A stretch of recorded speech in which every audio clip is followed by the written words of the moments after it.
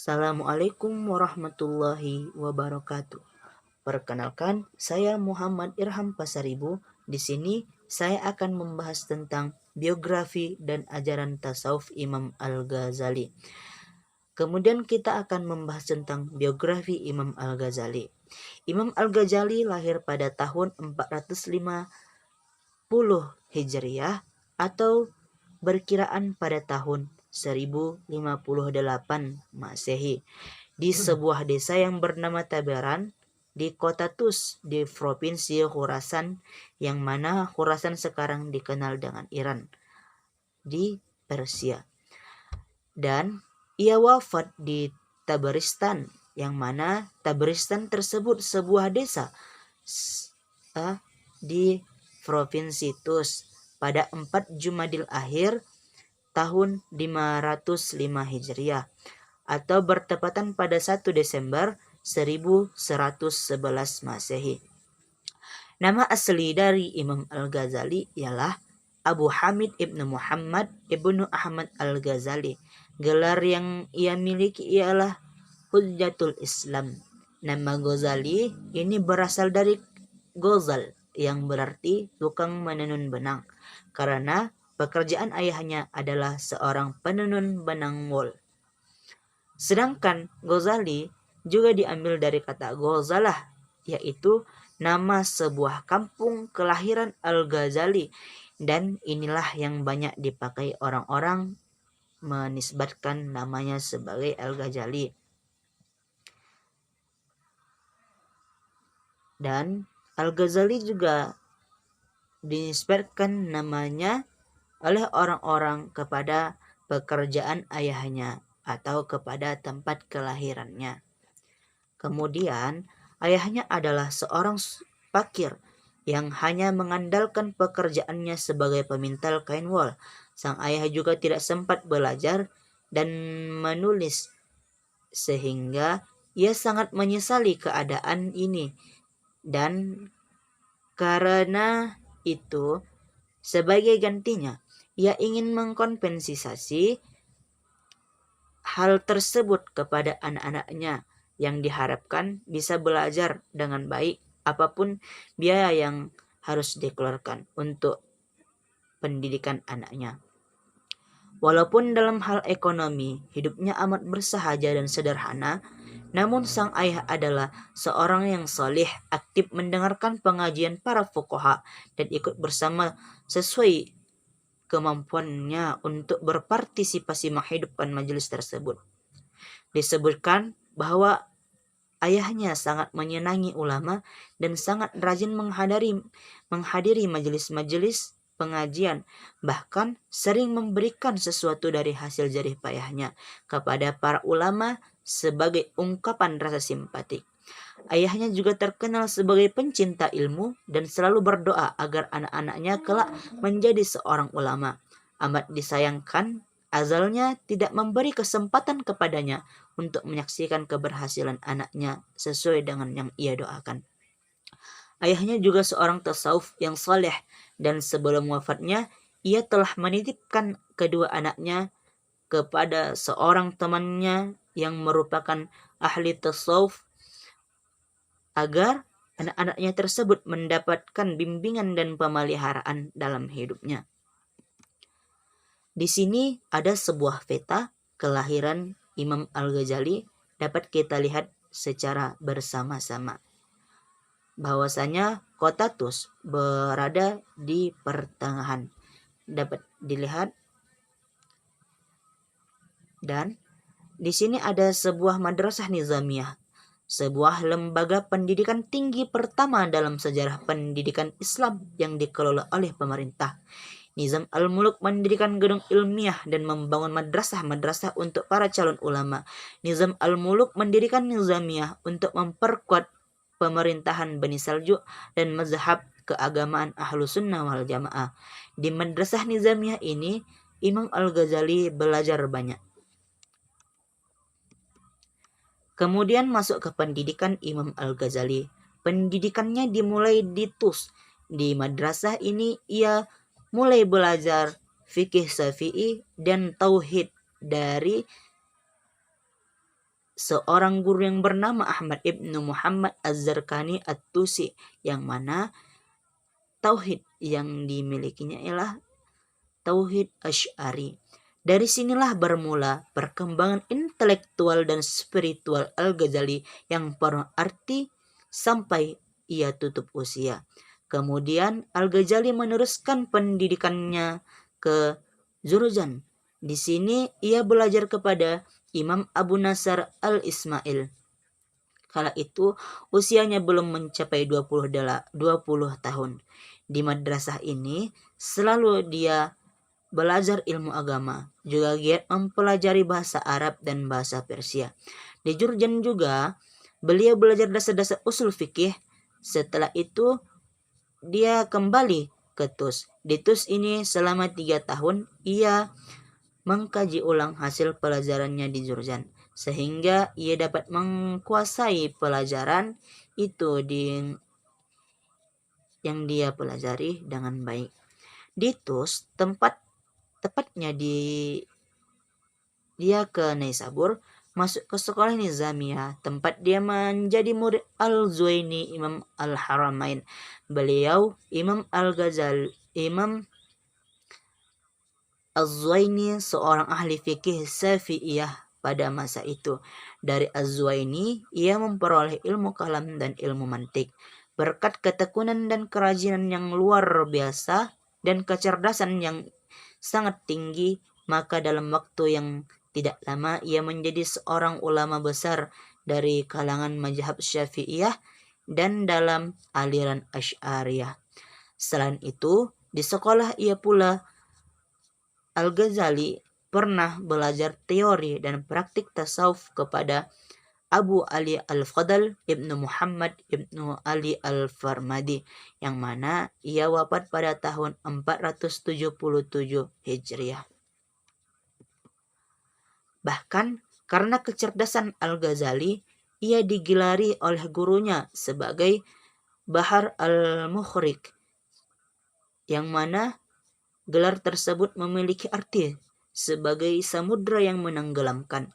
Ia pun diangkat sebagai dosen di berbagai fakultas Universitas Nizamiyah.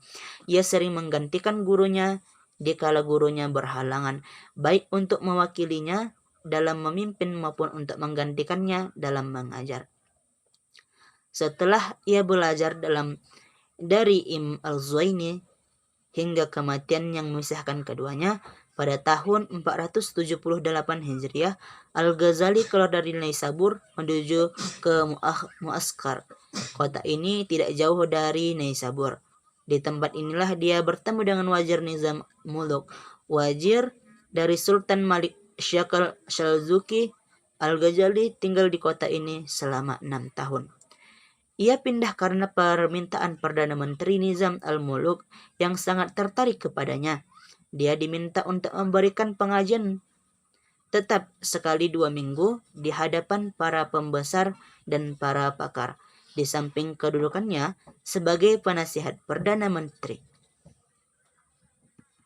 Ada sebuah kisah saat Imam Al-Ghazali pergi ke sebuah madrasah untuk menuntut ilmu. Di pertengahan jalan, ia dirampok oleh para perampok. Barang-barang yang ia bawa habis dirampok oleh para kumpulan perampok tersebut, terutama buku kuliahnya. Ia pun berusaha meminta kepada kepala perampok itu agar bukunya dikembalikan. Tetapi kepala perampok itu mencaci makinya karena Imam Al-Ghazali hanya tergantung kepada sebuah buku tersebut.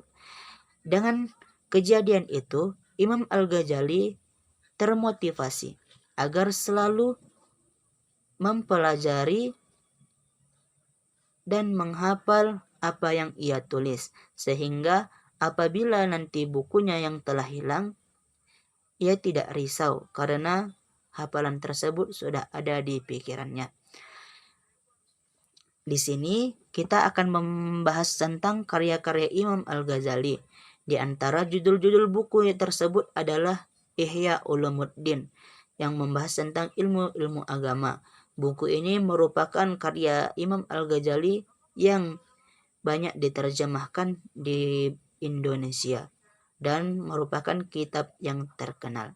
Yang kedua, Tahafuz Al-Falsifah, menerangkan pendapat para filsuf ditinjau dari segi agama.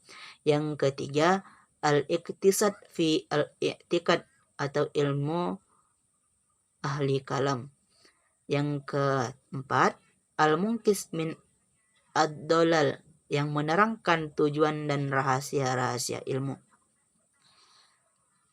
Kemudian Jawahir Al-Quran, rahasia-rahasia yang terkandung dalam Al-Quran.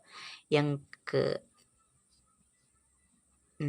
Mizan Al-Amal, tentang falsafah keagamaan. Yang ke-7, Al-Maqasid Al-Asna fi Ma'ani Asma'illah Al-Husna, tentang arti nama Tuhan. Kemudian Faisal At-Tafriq baina al-Islam wal Jindiqah, perbedaan antara Islam dan Jindik. Kemudian kitab yang selanjutnya yang terkenal ialah Al-Qitos Al-Mustaqim, jalan untuk mengatasi perselisihan pendapat. Kemudian pembahasan yang selanjutnya mengenai tasawuf Imam Al-Ghazali. Imam Al-Ghazali adalah tokoh sufi yang terkenal pada abad ke-5. Al-Ghazali menempuh dua masa kehidupan yang berbeda. Pertama, ketika ia dalam kondisi penuh semangat dalam menimba ilmu, mengajar dan penuh gairah dalam kedudukan sebagai guru besar di perguruan nizamiyah yang senantiasa diliputi oleh harta duniawi.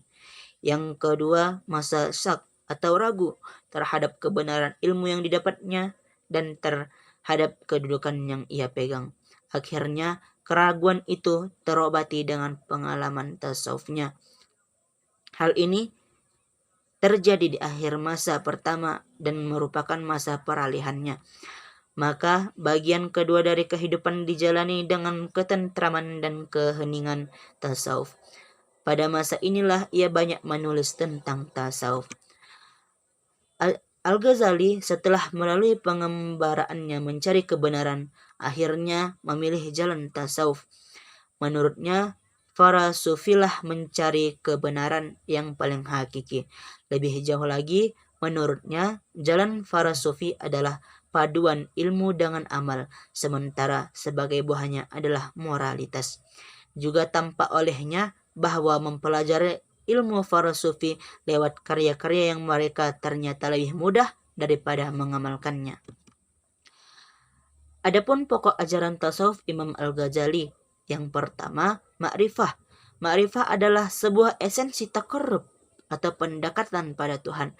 Ma'rifah merupakan hasil penyerapan jiwa yang mempengaruhi kondisi jiwa seorang hamba yang pada akhirnya akan mempengaruhi seluruh aktivitas seragawi. Menurut Al-Ghazali, sarana ma'rifat seorang sufi adalah kalbu, bukannya perasaan dan bukan pula akal budi. Kalbu menurutnya bukanlah bagian tubuh yang dikenal terletak pada bagian tubuh yang dikenal terletak pada bagian kiri dada seorang manusia, tapi percikan rohanilah yang merupakan hakikat realitas manusia. Namun akal budi belum mampu memahami perkaitan antara keduanya. Kalbu menurut Al-Ghazali bagaikan cermin, sementara ilmu adalah pantulan gambar realitas yang dapat di dalamnya jelas. Jika cermin kalbu tidak bening, maka ia tidak dapat memantulkan realitas ilmu. Menurutnya, yang membuat cermin kalbu tidak bening adalah hawa nafsu tubuh, sementara ketaatan kepada Allah serta keterpalingan dan tuntutan hawa nafsu itulah justru membuat kalbu berlinang dan cemerlang. Kemudian jalan atau at-thariq. Menurut Al-Ghazali ada beberapa jenjang maqamat yang harus dilalui oleh para calon sufi. Yang pertama, tobat. Tobat harus dilakukan dengan kesadaran hati yang penuh dan berjanji pada diri sendiri untuk tidak mengulangi perbuatan dan dosa. Kedua, sabar. Al-Ghazali menyebutkan ada 3 daya dalam jiwa manusia, yaitu daya nalar, daya yang melahirkan dorongan untuk berbuat baik, dan daya yang melahirkan dorongan untuk berbuat jahat. Ketiga, kefakiran, yaitu berusaha untuk menghindarkan diri dari hal-hal yang tidak diperlukan. Maksudnya, meskipun calon sufi itu sedang memerlukan sesuatu seperti makanan, namun makanan diberikan kepadanya harus diteliti dengan seksama. Apakah makanan itu halal, haram, ataupun subhat. Keempat, zuhud.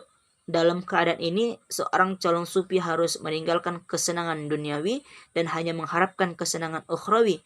Kelima, tawakal. Menurut Al-Ghazali, sikap tawakal lahir dari keyakinan yang teguh akan kemahakuasaan Allah sebagai pencipta. Dia berkuasa melakukan apa saja terhadap manusia.